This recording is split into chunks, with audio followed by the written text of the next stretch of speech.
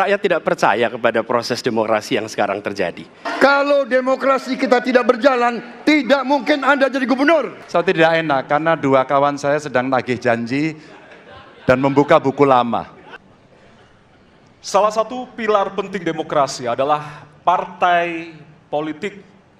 Namun kepercayaan publik terhadap partai politik di Indonesia selalu rendah.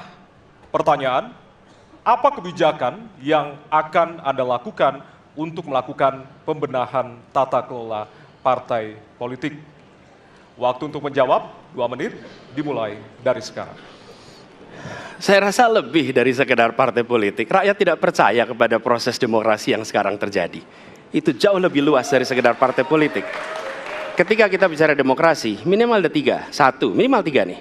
1 adalah adanya kebebasan berbicara. Yang kedua, adanya oposisi yang bebas untuk mengkritik pemerintah dan menjadi penyeimbang pemerintah. Yang ketiga, adanya proses pemilu, proses pilpres yang netral, yang transparan, jujur, adil. 3. Dan kalau kita saksikan akhir-akhir ini, 2 ini mengalami problem. Kita menyaksikan bagaimana kebebasan berbicara menurun, termasuk mengkritik partai politik. Dan angka demokrasi kita menurun, indeks demokrasi kita.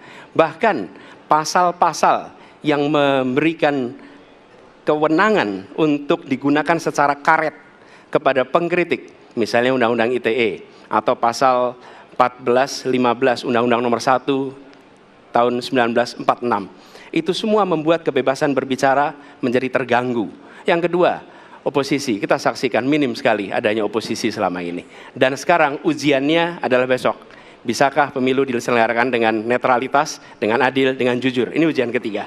Jadi persoalan demokrasi kita lebih luas dari segala persoalan kepada partai politik. Nah, bagaimana untuk partai politik sendiri? Partai politik perlu mengembalikan kepercayaan. Tapi di sini ada peran negara. Menurut saya salah satu masalah yang mendasar, partai politik ini memerlukan biaya. Dan biaya politik selama ini tidak pernah diperhatikan di dalam proses politik.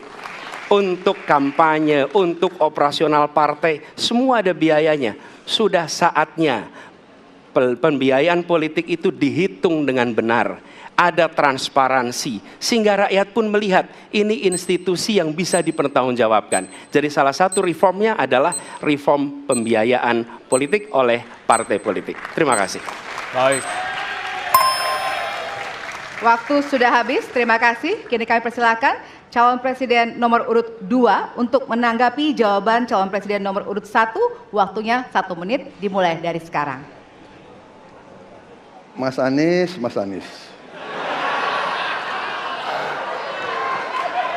Saya berpendapat Mas Anies ini agak berlebihan.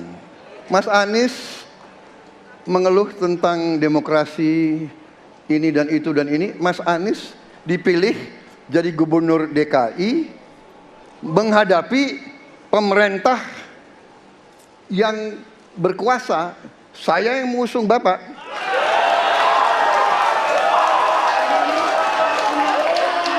Kalau demokrasi kita tidak berjalan, tidak mungkin Anda jadi gubernur.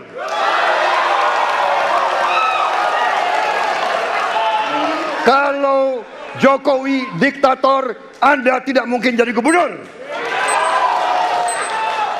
Saya waktu itu oposisi, Mas Anies. Anda ke rumah saya, kita oposisi, Anda terpilih. Waktu habis, Bapak. Harap tenang, Bapak Prabowo. Baik, para pendukung, kami mohon untuk tenang, para pendukung. Para pendukung, baik. Harap tenang, kita akan lanjutkan dialog kita. Harap tenang, hadirin, harap tenang. Kami sampaikan kembali, hadirin harap tenang. Apabila tidak tenang, maka debat tidak dapat dilanjutkan. Ya, kami mohon kerjasamanya kepada para hadirin yang berada di halaman gedung KPU untuk bisa menaati aturan yang telah kita sepakati bersama. Ya. Baik, selanjutnya kepada calon presiden nomor urut 3, kami silakan untuk menanggapi jawaban calon presiden nomor urut 1. Waktunya 1 menit dari sekarang. Saya jadi tidak enak ini Mbak hari ini. Mohon maaf. Saya tidak enak karena dua kawan saya sedang nagih janji dan membuka buku lama. Tapi percaya begini, yang pertama tidak ada demokrasi tanpa partai politik. Tidak ada, suka tidak suka, mau tidak mau. Dan fungsi partai politik itu adalah agregasi, sumber rekrutmen kader, pendidikan politik. Kebetulan saya pernah menjadi ketua pansus undang-undang partai politik. Maka pada saat perdebatan penguatan dari sisi anggaran, penguatan dari sisi partisipasi masyarakat mesti dilakukan, saat itu tidak terlalu banyak yang setuju. Maka Mas Anies, soal oposisi tidak oposisi, soal kepentingan saja kok. Kapan kita bertemu, kapan kita tidak bertemu, dan kemudian kita akan bersikap pada posisi masing-masing. Tapi yang penting, pendidikan politik kepada masyarakat itulah yang menjadi PR besar dari partai politik agar cepat dewasa. Oke, waktu Anda habis, Bapak. Ya, dan kita akan lanjutkan. Baik, kita akan lanjutkan debatnya, Bapak Ibu. Kita akan lanjutkan ke pertanyaan selanjutnya untuk calon presiden nomor urut 1. Ya. Untuk merespon Oke. tanggapan dari dua calon presiden lainnya, waktunya 1 menit dari sekarang. Ya. Terima kasih. Ketika kita menghadapi sebuah proses demokrasi, di situ ada pemerintah dan ada oposisi. Dua-duanya sama terhormat. Dan ketika proses pengambilan keputusan itu dilakukan, bila ada oposisi, maka selalu ada pandangan perspektif berbeda yang membuat masyarakat bisa menilai. Karena itu oposisi itu penting dan sama-sama terhormat. Sayangnya tidak semua orang tahan untuk berada menjadi oposisi. Oke?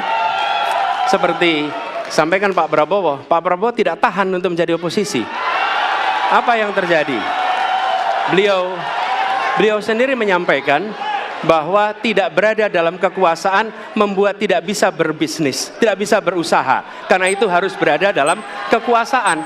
Kekuasaan lebih dari soal bisnis, kekuasaan lebih dari soal uang, kekuasaan soal kehormatan untuk menjalankan kedaulatan rakyat. Baik, waktu Anda Baik, habis, Bapak. terima Kami kasih. mohon silakan.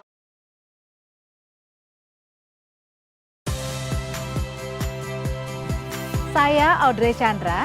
Saksikan program-program Kompas TV melalui siaran digital, pay TV, dan media streaming lainnya. Kompas TV, independen, terpercaya,